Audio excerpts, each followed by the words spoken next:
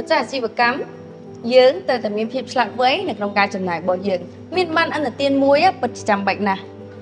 ចុះទម្រាំ2បានអន្តទានរបស់ធនាគារ Maybank ស្នាមួយបានដល់ទៅ2 Visa 1 American Express 1រាល់ការទូទាត់លោកអ្នកទទួលបានទឹកប្រាក់ត្រឡប់មកវិញរហូតដល់ទៅ 1% ឥតដែនកំណត់ទំហំអន្តទានអាចស្នើរហូតដល់ទៅ$200,000ហើយអត់គិតការប្រាក់រហូតដល់ទៅ45ថ្ងៃបើគិតទៅដោយបញ្ចុះតម្លៃបាន 1% រាល់ការចំណាយរបស់យើងម្ដងអញ្ចឹងមិនត្រឹមតែប៉ុណ្្នឹងទេម្ចាស់បាន Platinum អាចប្រើប្រាស់សាររងចាំបែប Premium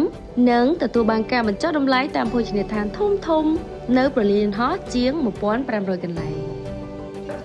ប្រណិតភាពនៃការទូទាត់ជំរឿនឆ្លាតវៃជាមួយនឹងបានអន្តទានរបស់ធនាគារ Maybank